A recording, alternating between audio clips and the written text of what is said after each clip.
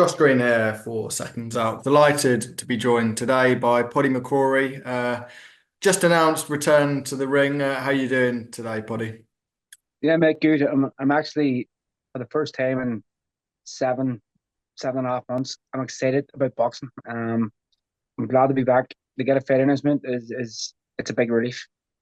Yeah, I mean, I know it was a huge decision for yourself following the loss earlier in the year of whether you were gonna come back to boxing or whether it was going to be sort of hang up the gloves and that's it for you. What sort of swayed the decision to get back in?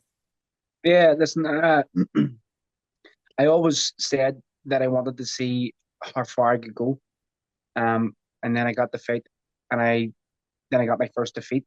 Um, so I sat down and thought, and I had to have long conversations like with myself, with my family, and people around me. Uh, and I feel like I have more to give. I haven't had a long career. I haven't had many hard fights, and I I just feel a little disappointed at my performance in February. So I don't want to let that defeat be my last performance in the ring. You talked about family there. How much of an influence and how much of those conversations you had with them sort of fuel the decision to carry on? Oh, massively. I have three young kids, and my wee lad's seven, or he's coming seven, and getting back in the ring and showing him that defeat and failure isn't the end. It was a big part like of my decision. Obviously when it comes to boxing, my next fight, anything can happen. But I just wanted to set an example like to them is that if you face adversity, if you face defeat, you can pick yourself back up. Yeah.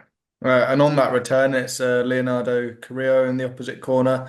A real chance for you to make a statement and get back out there and sort of push your way back up again. Yeah, definitely. You know, from what I gathered, the fight was offered to a few UK lads and stuff. I think. Just we couldn't make a bigger fight, and this name was given to me, and we seen that he had a dangerous enough record, and that's my opportunity to go out and get and get back in the win column and try and push on and secure big fights again. What's it like being back in the gym and sort of enjoying boxing again and having that sort of training and everything and a fight to sort of focus on?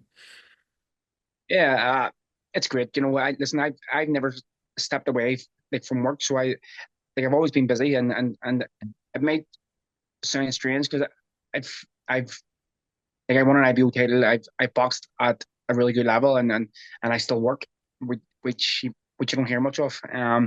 But to get that routine back, to get back in the boxing training, has been exciting because I've really missed it. I've really missed that sort of like the bond, getting in and hitting the bag, sharing time like with the gym mates and stuff. So it's given me that sort of extra motivation now to set an example, tell my family and my gym friends and my peers that you can do it again. Yeah. I mean, what do you see this sort of resurgence in your career looking like for yourself? Where do you want to go? What if you could plan the perfect sort of ending to your career, what would it look like? Yeah, listen, back out again on the 1st of November, headlining in the biggest arena in the north of Ireland, which again is it's another milestone for me. So that's that's another box tick that I thought I never would have. But I would love to get out again before the end of the year and then secure a big fight with a big name. There's two Irish lads there as well. Like you have Luke Keeler who boxed Andrade for the middleweight title. We've spoke to him about fighting, and he seems open to it. It's just the timing is right for him now. You have Jason Quigley. I know who's looking to get back in the mix and get a big fight, but he may be just looking at a massive fight. So one of them names would be super. Um, But listen, it's a stacked division, and if I'm honest, if the right fight was offered to me at light heavyweight, I would I would consider fighting there as well. Yeah, I was going to say, especially over on these shores, light heavyweight division is stacked at the moment. There's some really big names sort of on the fringe world level scene, whereas it's maybe a little bit lighter at super middle. Is that something that sort of comes into your thinking? Yeah, yeah. Listen, that's at light heavyweight. There's a big fight coming up next week with Buatsi and Hutchinson. I think it's a real good fight.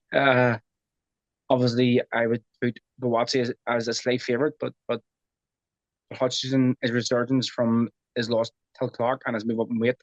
He's been very, very good. Um, but the division stacked. You have Aziz, you have listen. There's loads of names. Zach Parker's up there now as well, and I think it's a great division. So if the right opportunity comes with the right offer, I think I'm happy to float in between super middle and light heavy. Yeah, you mentioned Willy Hutchinson there, so he's really benefited from that move Yeah. up in weight. Do you think that just shows that the change in weight can really benefit a fighter, and you can become a new fighter in a new way? Yeah, listen, the extra £6 or £7, it can play a big factor in like in a lot of stuff in punch resistance and strength and power and speed and timing and it could help. I from I've said that I'm coming back. I've had a lot of people say to me about boxing at light heavyweight again because I feel like my best performance came at that weight.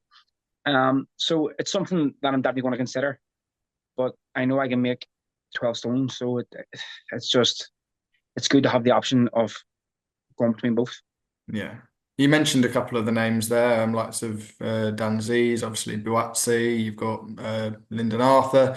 We've also Mhm. got Ben Whittaker, who's fighting on the 12th of October on the Bivol Beterbiev undercard against Liam Cameron. I'm just wondering your thoughts on that fight and the sort of progress that we've seen from Ben Whittaker. Yeah, you know, I think he's a special fighter. He's very entertaining to watch.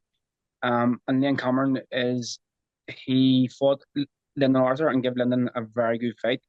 So it's a step up for Whittaker. It'll be interesting to see how he does. But I think it's going to end up, I think it's going to be like very entertaining. I've I I've spoke a bit on Twitter like with Liam and he seems like he's a top lad. Ben he's a bit like he's a bit like sort of Marmite. Either like you love him or hate him. But I think he's a great talent. I'm very excited to watch. So I'm really looking forward to it. How do you feel about what he does in the ring? And if you were in the opposite corner, how would you sort of deal with that, I guess? Um, it's not my style of boxing, but it in fairness, if he can do it and he can get away with it, listen, it's totally up to him. How do you deal with that? I don't know. You just got to get in and adapt and try and make it probably as rough as possible. Yeah, that's fair enough. I have to ask you about the main event on that night as well. Dmitry Bivol and Artur Beterbiev, a fight we've waited for a long time. We've heard a lot of different opinions about this fight. Which way do you edge? I'm very much on the fence. I'm very much thinking on the fence guy, but I'm on the fence. Beterbiev is 39, probably touching 40. Bivol is still fresh, but Beterbiev doesn't show signs of slowing down. And he shows that he can get knocked down and get up and just keep coming. Uh, a very great fighter. I think it's going to be a great fight. I'm edging towards Bivol, and but it's a fight that again I'm a massive boxing fan, so I'm very interested. That card's a special card.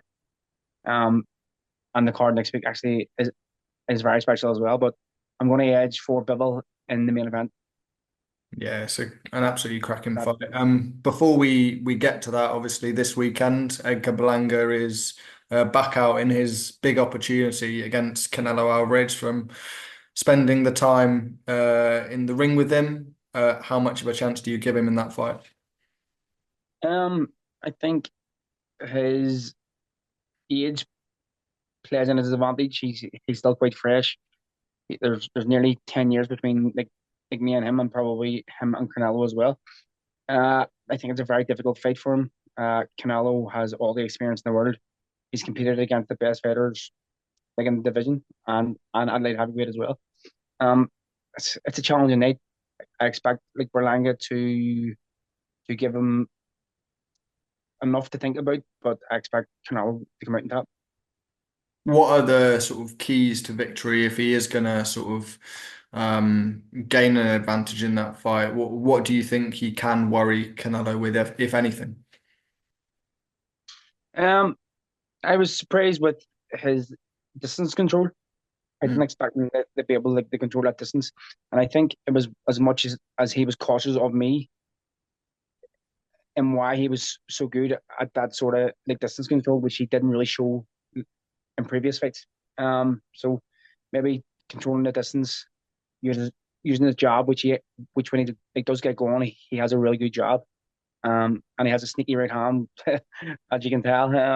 But it's Canelo is he's a hard egg that crack. But if you look at the Bivol like performance, if he can keep that high volume, and the in and out style, I think that's the way to beat him. Mm. There's been quite a lot of criticism of the fight between Berlanga and Canelo being made. Do you understand that? Listen, I've never seen a fighter being involved in the build up to a fight with him. I've never seen a fighter take as much grief in my life, and then I got some of that, and it seems that Canelo's getting the same. I kind of get it a little because Berlanga hasn't fought any of the major names at super middleweight. He, you can say that I won a title like I did heavyweight, the IBO. You can have your opinion on it, like whatever way you want. But I kind of get it slightly. But Berlanga now has 17 KOs, 21 wins, and we found out. I found out on Fight Week that it was going to be a final eliminator, but WBA. So he's put himself in a position like, to get that fight, and I think financially, marketability for everybody, I think it's a good fight to make. Yeah, that's fair enough. Well, yeah, look forward to the return at the Odyssey, the SSE arena down the line. Thank you very much for your time, Poddy, and yeah, we'll speak again closer to the fight.